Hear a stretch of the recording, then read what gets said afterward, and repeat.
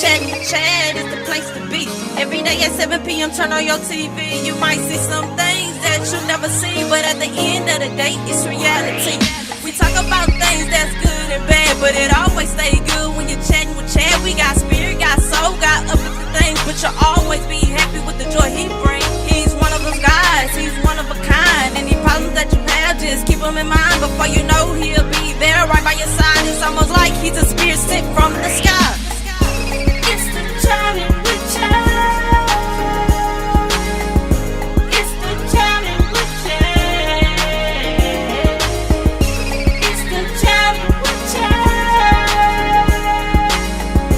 It's the chatting with Chad.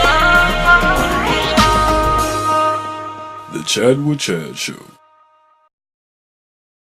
All new today. You and I will begin unprecedented access to one of the most phenomenal organizations of our time, Woman Inc. If you're like me, you often wondered, where would women go to flee from an abusive relationship? Right now, we will find that out. Ladies and gentlemen, Executive Director and Program Case Manager, Michelle Wormley and Ruby Jones. Thank you so much, Chad, for inviting us and giving us the opportunity to speak on our program. You're welcome, you're welcome. So, did you create this program from your own life experience? Chad, no, I did not. However, as many do know, domestic violence knows no boundaries in terms of income, race, or status. It affects all levels of individuals. So no, I did not. Woman Incorporated actually stands for Women Opting for More Affordable Housing Now. We were created by a coalition of family violence program administrators. They realized that the short-term need in the shelters was not sufficient to allow women and children to get on their feet to move on. So we were created to develop affordable housing for women and children of domestic violence. We're based in Southeast Texas. That is our locale. We developed a couple of other housing developments in Pasadena and Beaumont. But specifically, we were created to develop housing for women and children of domestic violence, augmented with supportive services, because we do know housing alone is not the panacea. It does not address it. You have to have the supportive services to enable them to reach their self-sufficiency. What exactly is transitional housing? Many people have their different views of what transitional housing is. What is transitional housing? Transitional housing actually is an 18 to 24 month program that provides housing with supportive services. Just as I said, you cannot just have the bricks and mortars without the supportive services to enable these individuals to reach their potential towards self-sufficiency. Women who come into our program, the rules are already fine-tuned. We are set up with case managers throughout Texas. They have an idea, information of what our program consists of and what each client is expected to do. Each client signs a commitment to go with the rules of Beacon Place, and they also sign a statement that they will follow our community policies, which are put in place for the protection of our little small community that we have here at Beacon Place. So if the residents abide by these two commitments and these policies that they've signed before even entering the program, they usually are very successful with the program. Now, Ruby, through the case management, do you not also establish short-term and long-term goals? That's also is asked before entering the program. We give them a list. We ask for a list of short-term goals, and then we'll ask for 3 long-term goals. The short-term goals are usually something that they can take care of within a month. The 1 to 2, 3 goals when they first enter into the program. Long-term goals are goals that they wish to reach after they've been here, say, about 6, 7 months. They start on their long-term goals, such as trying to get into college, pass college courses. Even, you know, if they don't succeed in passing a course, they get a chance to try again. So those are long-term goals. But ultimately, they are expected to save a portion of their monthly income, right? And they will set a goal of financial independence at that maximum stay of 24 months. Yes. It's like when they get in the program, Chad, they really have to hit it running, because it is amazing how quickly 24 months can just go right on by. And that's why it's so important for them to get on track. And that is Ruby's goal. She follows them and maintains them and helps them, because anyone coming from that type of environment will go through bouts of success and failures while even in the program, right, Ruby? Right. Right. So she monitors that as well. But the ultimate goal is for them to become able to pay affordable rent and their child care. Again, it's all about self-sufficiency. Right, right. Michelle, what would the community need to provide to support a better program to help these women here? What do they need to provide? Chad, today nonprofits can always benefit from volunteerism and, of course, monetary contributions. But the volunteerism creates a bond between the family and the community, which oftentimes lasts way beyond their stay at Beacon Place. At present, we've been wanting to put together a community garden. We feel this would be beneficial to the bonding between the mother and the children, as well as provide a nutritional benefit for the residents as a whole, community. Right, right. So anyone that has any expertise and resources, we certainly welcome you to come. We would like to also update our playground equipment. It's in need of a little tender, loving care. And the children do enjoy and benefit from it. So we would love to upgrade it and or replace it. Those are just amongst a few things, but we invite all to come to Beacon Place. We would love to take you on a tour. And if it so moves you, to come back and volunteer and or contribute with a monetary donation. So you do have volunteers here. Yes, we do. What provisions have you made for the women here? What provisions? Provisions. Boy, that sounds so sterile. What do we do to help them to help themselves? I think that's what, I would want to put it like that, because part of what Ruby does on an ongoing basis, she gives TLC all the time. Yeah. That's the provision of case management, counseling. We provide them with child care assistance if and when requested, rental assistance, and by that, by right of being in the program, they are eligible for vouchers, housing assistance payments with the Housing Authority. We have parenting skills, life skills, home buying education programs, job skills improvement, and advocacy. We believe our program is suited for single women with children to be empowered and free from public assistance. It is our mission to provide financial and emotional support to these women leaving abusive situations and other related at-risk groups. We paid for tuition and for books at Gallatin Community College. So you paid for tuition? Yes, we have. We paid for books. We purchased uniforms for the Certified Nursing Assistance Program. We purchased medical prescriptions. We provided funds for transportations. Wow. We've also enabled residents when they've had problems with their cars to get their vehicles repaired free. We have free. Again, because of our reputation and what the surrounding agencies know we're trying to do, they know their mission reflects our mission, helping others to help themselves. So, yes, we've enabled residents to have their cars repaired free of charge. And we've been so fortunate that there are volunteers in the community that will help us as such. We've also have an on-site pantry as well as clothing. You know, we have many appreciative and successful residents who are currently still residing here and who've gone on and graduated from the program.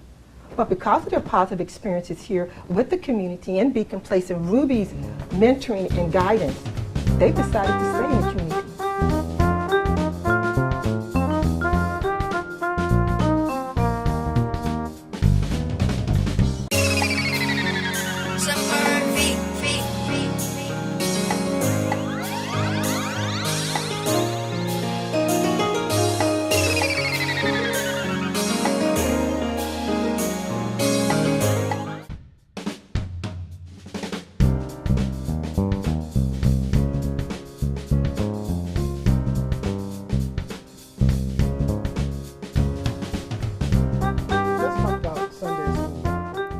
Can we go there? Certainly, Let's go certainly. there. Everybody else is. Yeah, let's go there. On Sunday, February 24th, 2013, Galveston's altruistic Beacon Place was presented in the most darkest light. In that same article, some residents went so far as to say their apartment was vermin infested and filthy. How did that, as a, I think about the show, the Chatting with Chad show, and I think of the many critics that I have. Yes. I think of good critics and I think of bad critics. Yes.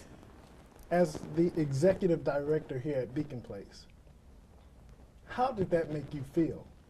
Well, in a word, disappointed. How so? We have provided services to women and children of domestic violence on this island for over 14 years. We're not the first agency to receive these type of complaints, and I'm sure we won't be the last. Our fellow community service providers and collaborators have been so great. They have voiced their continued support because they know what was stated in the article does not reflect or depict their experience with Beacon Place staff or residents. The claims just did not add up, Chad, and they're half-truths and falsehoods. So Beacon Place, one of several housing developments we've had the privilege to develop in coordination and collaboration with other communities. This has been probably the most hurtful in terms of what was said in the article, not only as a commentary on Ruby, as well as me and our agency. So I was quite disappointed. Are you comfortable with discussing the allegations that was written in the newspaper? Are you comfortable with? You know what, Chad? I am a kind of a person that's half glass full. When I see a problem, I try to address it and then move on. But there were some outrageous statements made in that article that I would like the opportunity to address. Like what was the most harrowing? Well, I would say people are visual. So the picture, I agree. so the picture of the individual sitting there on an unsanitary mattress and making claims about the state of condition of the units when she entered this program. That was quite disappointing because that was more a commentary on a resident's housekeeping than an indictment against Woman Inc. or Beacon Place or Ruby. Chad, prior to the issuance of a voucher to any resident on site here, the Galveston Housing Authority must come out and conduct an inspection. That's the protocol, right? That is the protocol. When they come out and conduct the inspection, if there's anything that the resident has complaints or concerns about, they inform them. And they let them know what's going on. So to imply that the state of that unit is the state of when they come into the program, it's just not true. It's just not true at all. I've always made the comment to Ruby, and Ruby knows it. I want an individual, when they come on site, to feel as though their mother or father could live here. That is what we achieve. That is what we strive to achieve. And I have pride in that. And I hope that when you have the opportunity to go and visit a unit and speak to a resident, they will show that same pride that they have in their unit, in their home. Just to get a closer look for myself, one tenant allowed my production staff and I to get a closer look at the apartment she resides in.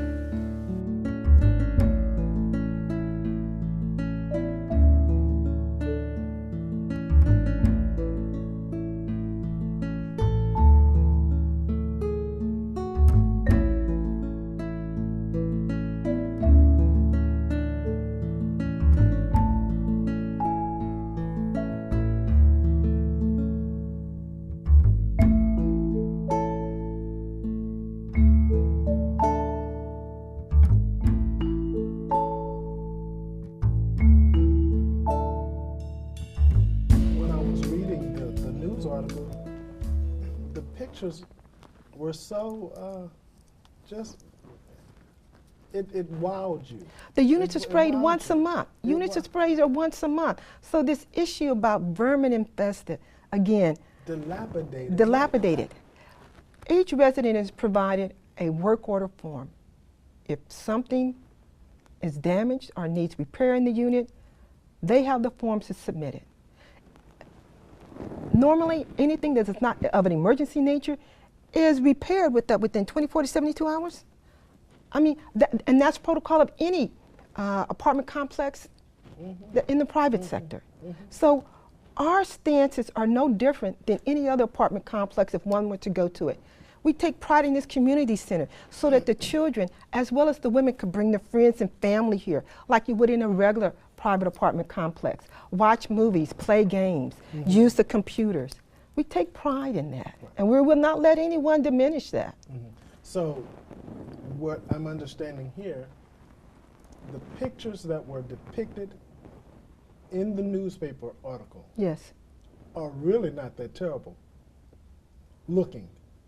The pictures depicted in the newspaper article bear no resemblance to the unit when a resident enters this program. Beautifully said. What do you believe, what is it about Beacon Place that makes you proud as the executive director? What is it about Beacon Place that makes you proud? When a mother and child exit the program and they are violence-free, having achieved residential stability, the mother increasing her income and skills, and having acquired an inner sense of greater self-determination, knowing that they can go out and they have control over their destiny, and that they are now self-sufficient and can be contributing members of their community.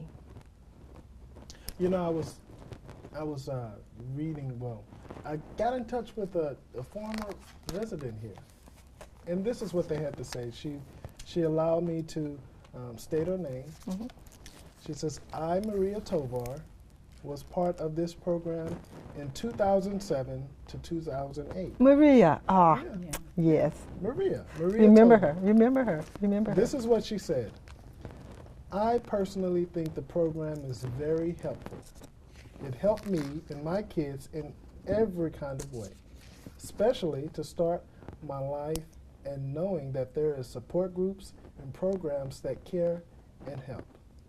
It helped me with housing, parenting classes, counseling, most of all, shelter when I did not have anywhere to go.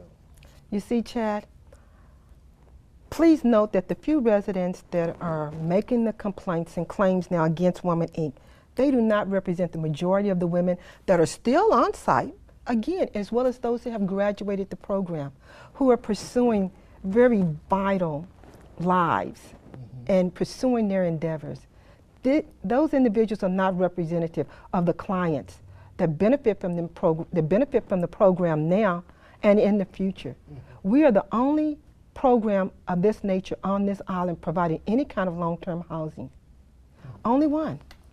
The only one here? Providing this type of housing to women and children of domestic violence, long-term housing. At this juncture, we're the only one. You have shelters and you have other programs that incorporate families, but they are not specific to the specific needs regarding counseling, again, for our women and children of domestic violence, sexual assault. It runs the gambit. That is what makes it different from some of the other housing programs on the island.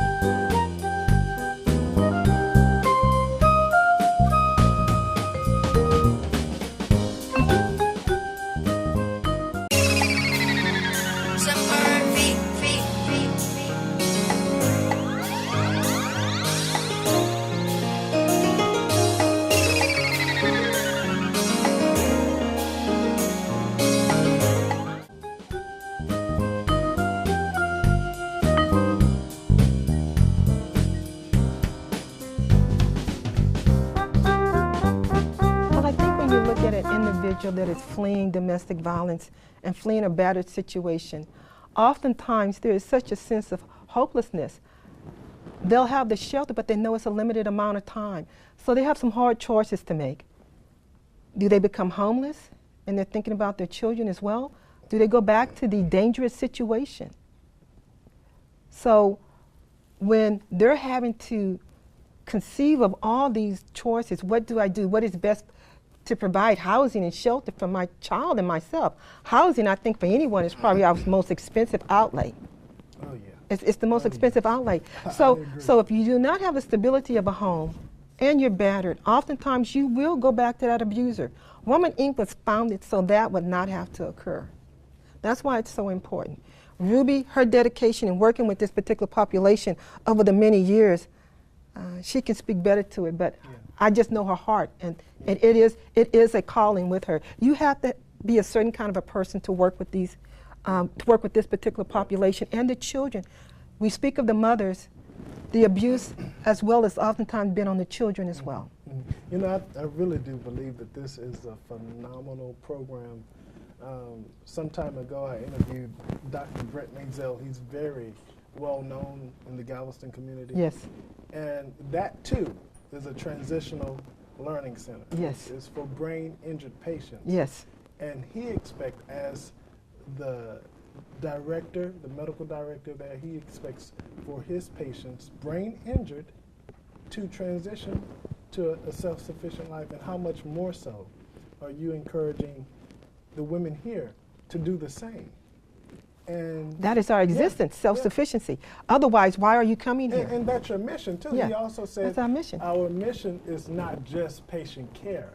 Our mission is education, extensive this, that, and this. And your mission, not only just for women fleeing domestic violence, but is to gain a sense of self-sufficiency. Definitely. I really do believe from the very core of myself that this program, if a woman is being abused, or if someone know of a woman that is undergoing physical abuse, sexual abuse, how could they learn more about this program?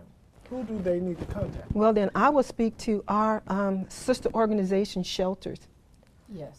Contact them Shelters? first. Shelters. They have hotlines. So oftentimes the women might be fearful of leaving the house. How do they leave the house? What is it they need to do? The shelters are the front line. Okay. Shelters are the front line. And then the shelters in turn will assess where they're at in terms of their needs.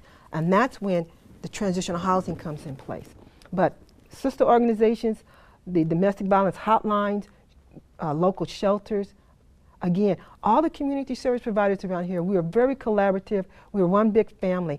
And I have to, again, give praise to the wonder of service providers on this island and how we work together to make sure that we're helping each other provide the services that are needed for each of our populations, because ultimately we're all interdependent. There are beneficiaries, we're their beneficiaries. So there's a synergy there. Right. The two women who agreed to get interviewed asked my producers not to reveal their faces and not to tell their real name. If Beacon Place did not exist, where would you be? Either still at the shelter, or I probably would have had to move with family. How are you benefiting from this program here at Beacon Place? I feel like it's helping me get on my feet to when, before I came here, I didn't have anything. And I kind of look at it as like a stepping stone. Do you? Mm-hmm. Do you feel safe here? Yes, I do. You do. When you first saw this Beacon Place as soon to be home, what did you think? Because when you're living in a shelter and they tell you you're going to transitional living, you think of, well, at least I did. I thought of a rink-a-dink little home or something, a little shack or something that they were moving me into, because I know that it's funded by other people, so that's what I assumed. But when I saw it, I was very happy. So you are happy here? Yes. So how would you put in words, how would you express to Miss Ruby Jones, the program case manager, how you really feel about her as a case manager? She's helped me a whole lot. And I can't say anything negative about her. I really can't. She's helped me so much. Really? Yes. So I just want to thank her You know, the whole program actually, because without them, I don't know where I would be. Ruby, what is your hope for every woman that enters Beacon Place? You know, we can have a hope for someone. What is your hope for these women? I'll tell you this, Chad. Each time a new family is referred, we are elated. We are just happy because, you know, this is a new start for this family. The children, we look at the kids and the faces of the kids, and like I say, each family is different. I sat down and talked with the mom. Look, we're going to get you through this. We are here for you. And, you know, just if we can get, you know, domestic violence, usually the woman, they are sort of friends, so they want to go back to what they are used to. You're just comfortable going back to what you're used to. So if Beacon Place, whatever we are doing here, they stay beyond that 3 months. After that 3 months, 6 months, that 6 months, here you go a year. We did a good thing because they have actually got the courage to stay away from the situation that they came from. And so when they leave, we hope that they have that courage to maintain out there, to get, and we look at the kids, the kids grow. When they come to a safe place where they're happy, they don't have to be afraid, they can laugh, they can play, that's the enjoyment that we have, and we just hope the best for them. It is so neat to see the mothers and the children, just the joy on their face saying, we're going to go walk down by the beach. We're going to take a picnic basket, and we're going to take a beach towel. How much more conducive environment if one had to know that we're just a couple of 100 yards from the seawall, and I can come back to this safe environment, and my children is in a violence-free zone. Violence-free. Violence-free. Violence-free. Drug-free. Drug-free. Wow. You know, I think about a Maya Angelou poem when I think about Beacon Place and think about you as heroines. I think about the residents are the heroines because they made the decision to come here and to get out of that abusive situation. And that's true, Chad, because but Ruby is a heroine. If they choose to stay, if they choose to hear the voice that we are trying to tell them, we're trying to help. If they listen, they succeed. But we can't get them all to listen. Now it's not 100%. And I think about Brent Maisel too. He said in his own interview, he said, we're not going to have all successes. No. Unfortunately, we give our best, but he says we're not going to have all successes. And you're going to have, but I think about Maria Tovar. She is now brings a smile to my face. Yes. A manager to the same company, Transitional Learning Center. I think that's very. I feel proud. I feel proud. I feel proud. Yeah. I feel proud. mean, you know, I feel proud of her. I feel proud of the guidance and mentoring that Ruby provided to enable her to complete the program and to continue to strive to improve herself once she left the program. Right. And I'm going back to the Maya Angelou poem. I think it's fitting in with Woman Inc. because she says, and this is how you all are doing. You make women proud to spell their name, WOMAN. Thank you, Chad. Inc. Thank you. Thank you. Thank you. May I also tell them, not only would we like to invite them to Community Center, please feel free to go to our website. And what is the website? www.womaninc.us. And again, please feel free to come. We love to have you volunteer, and certainly monetary contributions are accepted. Thank you. Thank you so much. Thank you. Thank you. What I've learned from Michelle Wormley and Ruby Jones here at Beacon Place is they put their all in what they do and all in every woman that enters Beacon Place. Not only do they encourage each woman and child to succeed, but also to excel. Until we meet again, everybody. Bye-bye. See, life is not easy, but times get